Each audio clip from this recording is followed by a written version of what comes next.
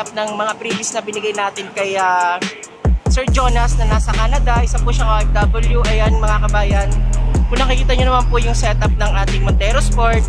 Ayan, so ito pala mga kabayan yung ating fender flare na kasama doon sa previous na binigay natin, especially yung ating Black Series mags. Ayan, nakakabit na rin from alloy, naging Black Series looks na itong ating Montero Sport GLS Automatic. At ito mga kabayan, nagbigay din tayo ng set garnish. So kompleto yung mga binigay natin previous kay Sir Jonas. Nagkaroon din tayo ng rain visor na kasama din sa previous na binigay natin. Mga kabayan, ito na yung ating GT spoiler, kasama rin yan sa previous na binigay natin.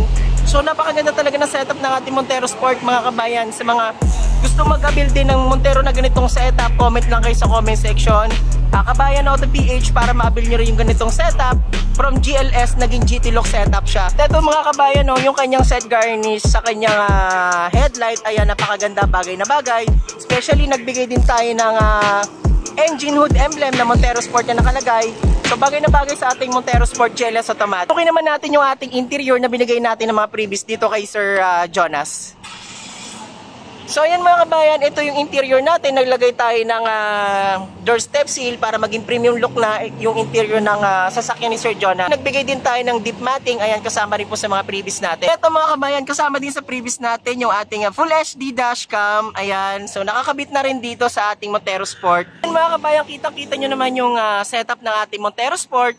From GLS, naging Black Series setup siya. Sa mga gusto mag-avail, comment lang kayo guys. Ang dinown lang ni client is 116,000 dito sa ating Montero Sport GLS Automatic Jet Black Mica, and all the way sila papuntang Pangasinan. So maraming salamat kay Ma'am Gina, ayan, sa family Castro, especially si Sir Jonas na nasa Canada ngayon guys. Maraming salamat po sa pag-avail ng ating brand new Montero Sport 2025 GLS Automatic. So ayan mga kabayan, kitang-kita nyo naman yung setup ng ating Montero Sport. So sa mga gusto mag-avail nito mga kabayan, ayan meron pa rin siyang Rally Art ski plate, yung kulay pula na yon sa ilalim. So mga kabayan, avail na kayo para ganito yung setup na makukuha nyo. So ayan, maraming salamat mga kabayan, and don't forget to subscribe sa ating YouTube channel, Kabayan Auto PH, and God bless kay Sir Jonas sa family Castro all the way from Pangasinan. Guys, maraming salamat sa inyo guys, and God bless.